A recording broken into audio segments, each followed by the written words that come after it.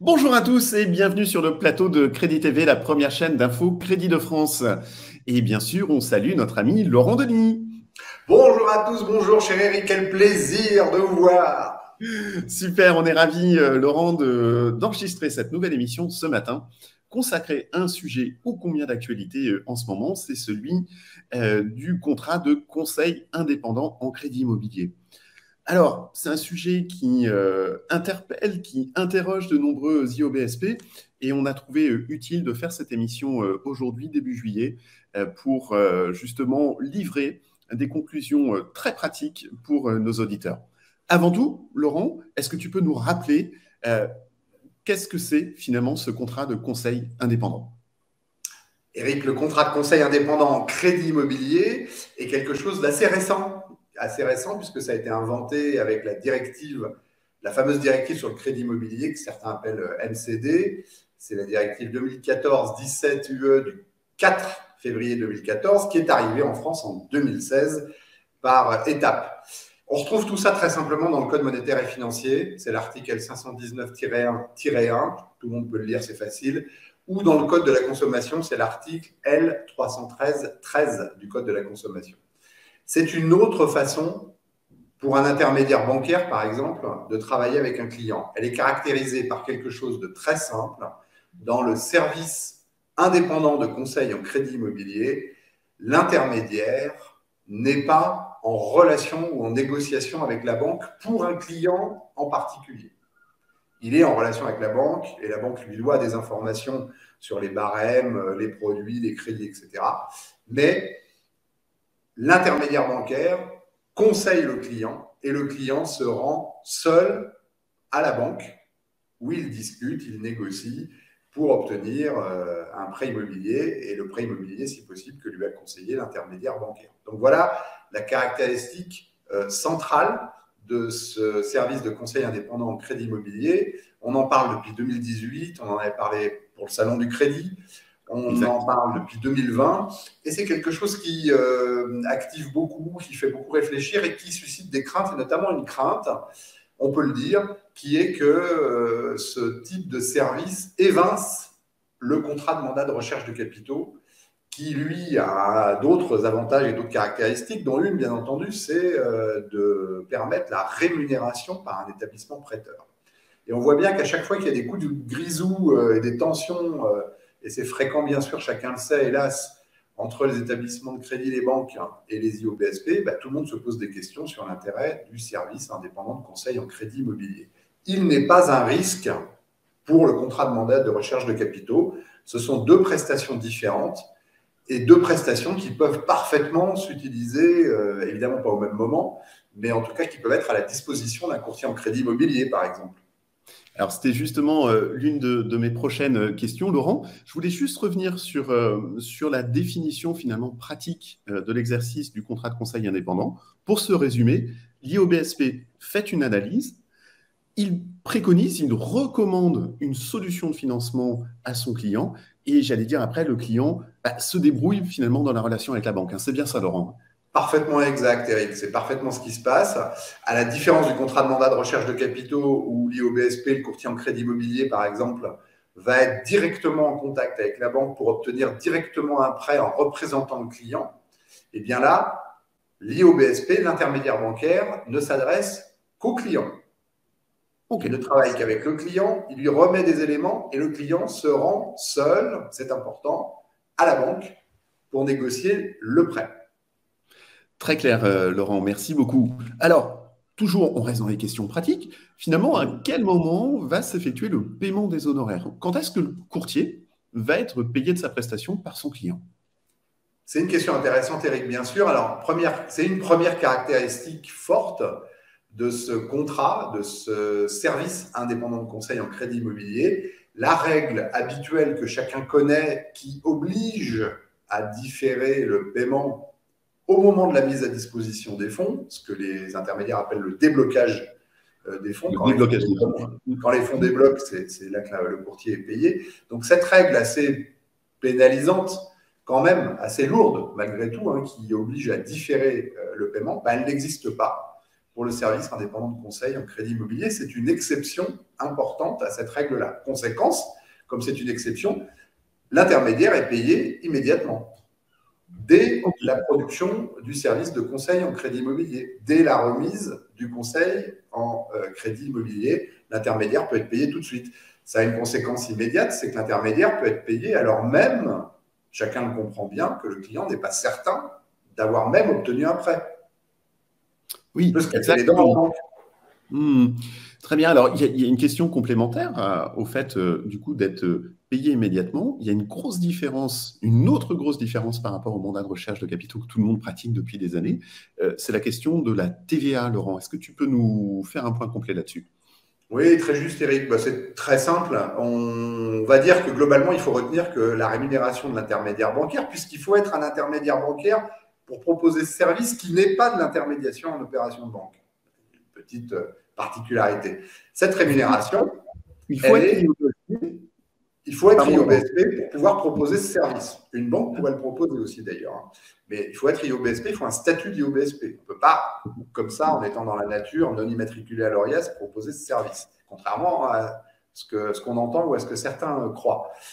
Comme ce n'est pas de l'intermédiation, eh ben, c'est probablement, ce service ne bénéficie probablement pas de l'exonération de TVA. Je dis probablement parce qu'il faut toujours garder des réserves et on pourrait défendre que ce service soit exonéré de TVA parce que l'administration fiscale ne s'est pas clairement prononcée.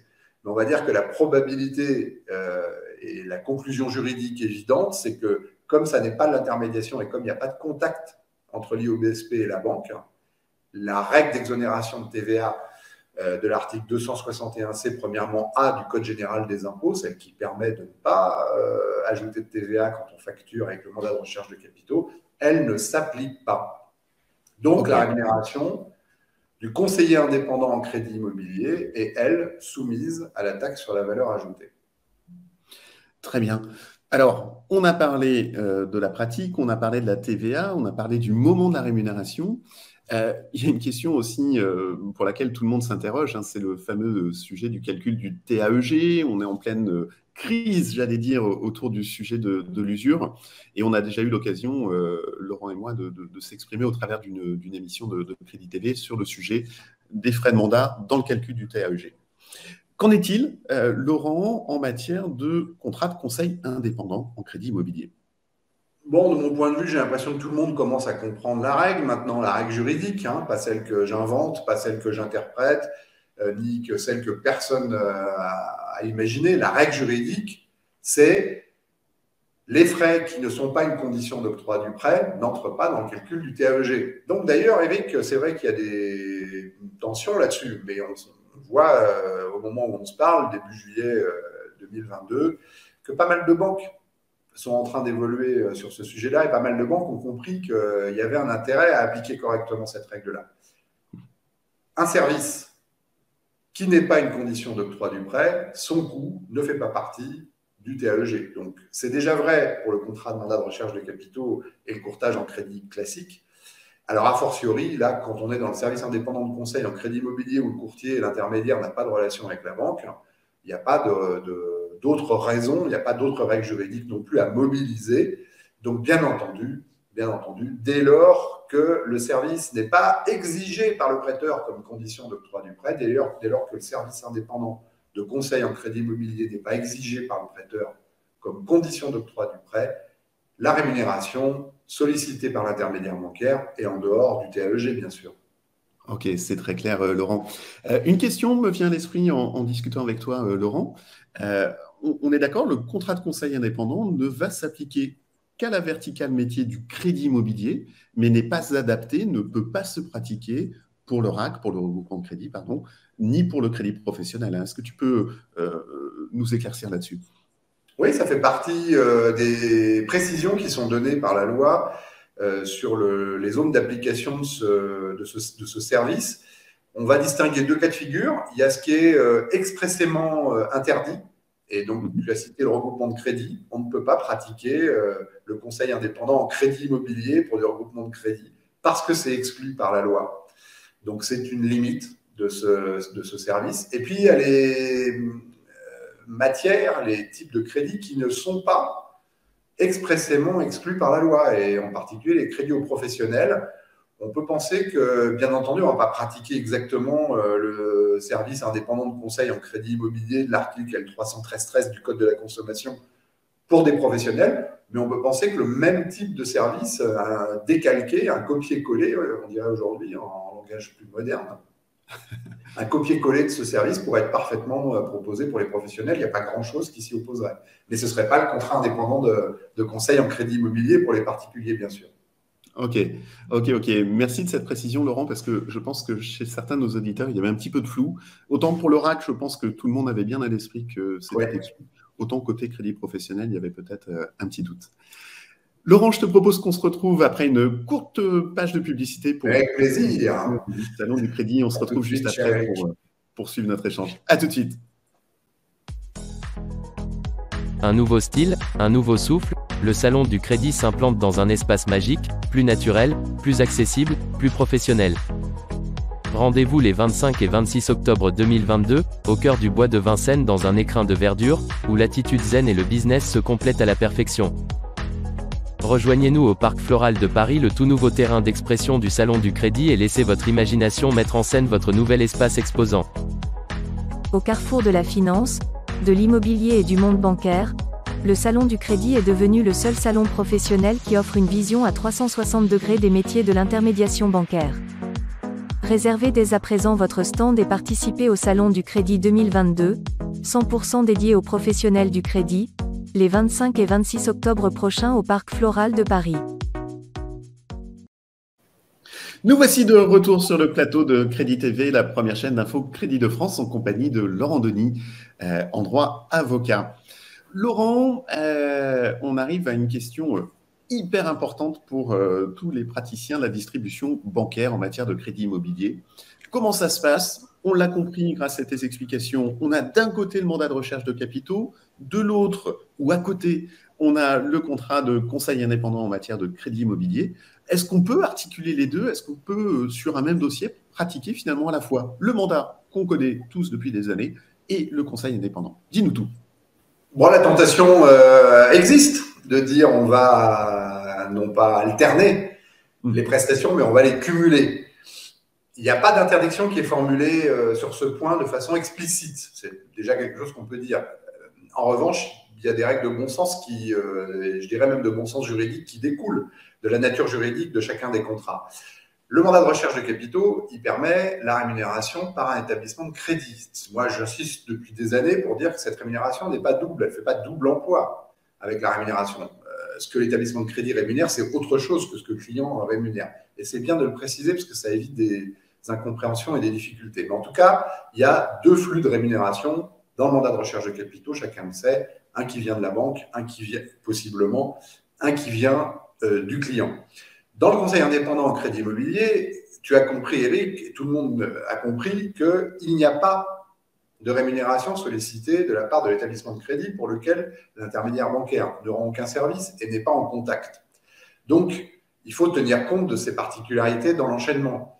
Si je commence par un mandat de recherche de capitaux, que je résilie et que je poursuis avec un contrat indépendant de conseil en crédit, cet enchaînement peut s'entendre, il peut se comprendre. Il faut le justifier juridiquement, il faut expliquer pourquoi on procède comme ça. Si en revanche je commence par un conseil indépendant en crédit immobilier où je m'engage en tant qu'intermédiaire à ne pas recevoir de rémunération, puis que je résilie ce contrat et que j'enchaîne sur un mandat de recherche de capitaux dans lequel je cherche de la rémunération, à titre personnel, pour le coup c'est de l'interprétation. Je trouve qu'on est dans un équilibre qui est pas très sain et qui n'est pas très justifiable. C'est ce qui justifie d'ailleurs aussi, ou qui explique que c'est difficile, c'est pas impossible, mais c'est difficile d'avoir un seul contrat pour les deux services. C'est techniquement possible de mélanger les deux services dans un seul contrat. Et c'est des choses qui vont se développer, qu'on va voir. C'est quand même un peu plus clair pour tout le monde et un peu plus sécurisant pour l'IOBSP d'avoir deux contrats différents. Un contrat de mandat de recherche de capitaux, un contrat de prestation de conseil indépendant en crédit immobilier. Théoriquement, si je suis courtier, ça doit être deux contrats de mandat. Mais on peut aussi, sans grand risque juridique, considérer que le contrat de mandat est réservé au contrat de mandat de recherche de capitaux et que le deuxième est un contrat de prestation de service, même s'il est proposé par un courtier. Si un jour ça fait une difficulté, ce sera facile de rectifier. Mais vis-à-vis des banques, ça permet qui n'ont pas compris grand-chose à ces services-là, elles ne sont pas tellement penchées sur ces services-là, ça permet de bien distinguer par deux contrats très différents les deux prestations, pour bien expliquer, puisque c'est un sujet qu'on rencontre malheureusement, pour bien expliquer aux banques qu'on a deux cadres d'intervention différents. Ok. Et ce que je retiens donc de ce que tu viens de nous expliquer, Laurent, c'est qu'on peut faire un contrat de mandat de recherche de capitaux, on le résilie proprement et on passe sur un contrat de conseil. En revanche, tu déconseilles de faire l'inverse, de commencer l'entrée en relation avec un contrat de conseil indépendant et d'enchaîner ensuite sur un c'est ça, tout simplement parce que dans le contrat de conseil indépendant, on s'engage à ne pas solliciter de rémunération de la banque. Si c'est pour continuer par une forme de relation juridique dans laquelle on sollicite une rémunération de la banque, j'y vois quelque chose de pas propre. Mais rien ne l'interdit. Rien n'interdit, mais effectivement, je comprends ce que tu indiques là. Finalement, comment se matérialise en fait la prestation de conseil indépendant en matière de crédit immobilier? C'est quoi? C'est un dossier complet? On le sait, sur un mandat de recherche, on parle de carcasse qu'on va transmettre à la banque, hein, c'est la demande de prêt. Comment ça se matérialise avec un client sur du conseil indépendant? Oui, ta bonne pratique et ta bonne connaissance du métier du courtage en crédit, Eric, suscite cette question. Très simplement, quand je fais du courtage en crédit immobilier, je n'ai pas besoin finalement de formaliser grand-chose. J'ai un contrat et tout le reste, c'est des discussions avec la banque. Je discute, j'échange des mails, des SMS, je suis au téléphone. Voilà, le fonctionnement classique qu'on connaît. Puis un jour, je dis au client, on va avoir une offre de prêt, on a un accord de principe. Et dans le courtage en crédit immobilier, ça suffit. Sauf que là, le client va se retrouver tout seul avec la banque. Le contrat, c'est le cadre d'une relation juridique. Ce n'est pas l'expression d'un service, ça ne supporte pas un service. Et tu as parfaitement raison, il y a sans doute une nécessité assez forte de disposer d'un dossier de conseil. Non juridique, ce n'est pas un document juridique. Il n'est d'ailleurs pas prévu par le droit, ni par la directive, ni par le code de la consommation, ni par le code monétaire. Il faut que le client parte avec quelque chose. Le contrat, c'est ce qui donne un périmètre aux relations et aux obligations de chacun, et puis à cette obligation de rémunération surtout. S'il n'y a pas des éléments précis, si le client part sans rien, donc il faut un petit dossier bien présenté, bien léché, très propre.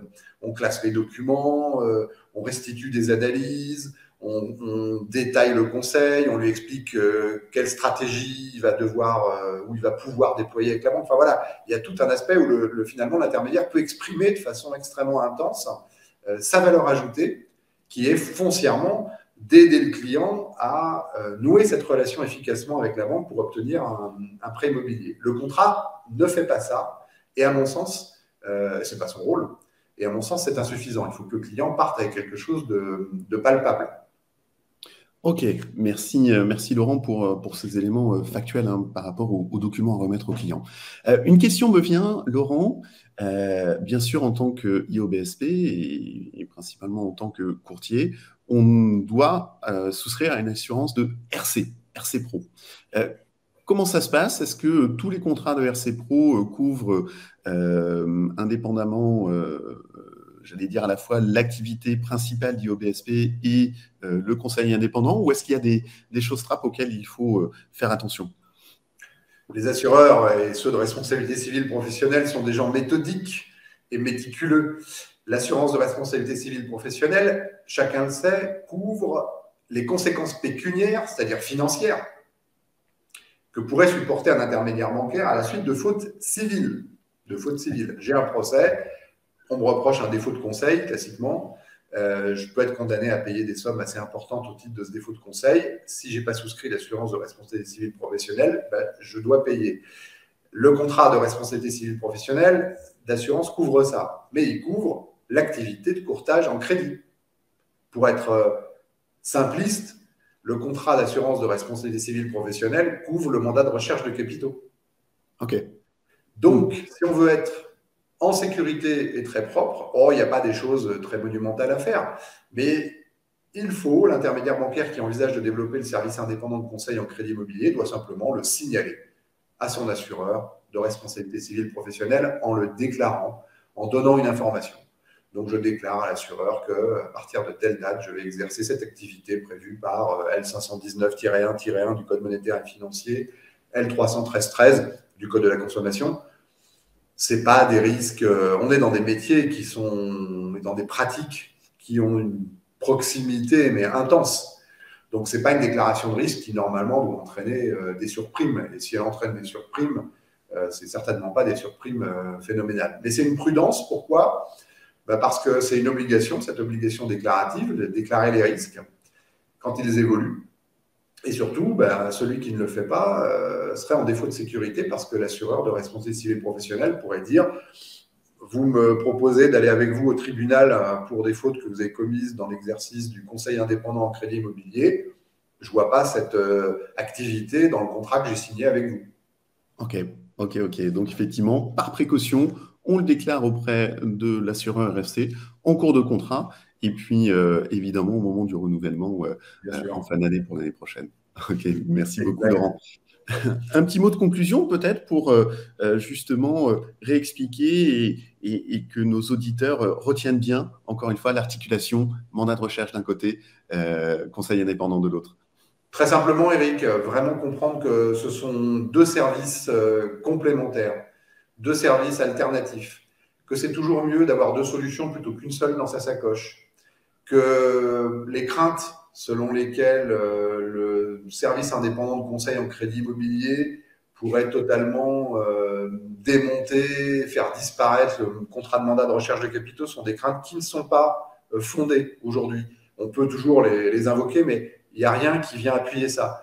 Ce que les intermédiaires doivent faire, c'est vraiment avec dynamique et force, développer les deux, apprendre à travailler les deux conjointement, séparément, parce qu'on n'est pas obligé de cumuler les deux. Pour certains clients, un seul des contrats suffit très bien aussi. Et donc d'avoir les deux et de développer les deux, vraiment dans une idée de complémentarité et pas du tout dans une idée de suppression. Je dis clairement ce qu'il ne faut pas dire. C'est-à-dire qu'on ne peut pas dire on a des problèmes de relation avec les banques ne veulent plus rémunérer les courtiers, tournons la page, disons adieu au mandat de recherche de capitaux et passons de façon massive et totale au service indépendant de conseil en crédit. Non, ça c'est vraiment l'approche la plus absurde. Comme est absurde aussi l'approche qui consiste à ignorer ce service alors qu'il est en vigueur depuis 2016, on est en 2022 et il est relativement peu développé. Donc, je l'ai dit tout à l'heure, le marché est en train de changer. C'est-à-dire que les intermédiaires bancaires sont en train de prendre conscience de l'intérêt de ces deux produits. Et comme nous l'avons dit tous les deux, ce service indépendant a des caractéristiques propres. On les a décrites ici. Il suffit de bien les saisir et de bien les comprendre. Tes questions ont éclairé ces points-là. J'espère que mes réponses aussi, même si d'autres questions peuvent surgir. Disposer des deux, c'est vraiment un atout très fort pour les intermédiaires bancaires. Ok, très bien. Merci beaucoup, Laurent, pour cet échange. Et effectivement, comme toi, j'espère que nos auditeurs auront tout compris maintenant de cette articulation. J'ai été ravi qu'on partage ce moment ensemble. Merci, Eric, avec plaisir. Comme toujours. On vous souhaite à tous un très bel été. Et puis, bien sûr, on se donne rendez-vous au Salon du Crédit les 25 et 26 octobre prochains au Parc Floral de Paris. À très bientôt. À bientôt.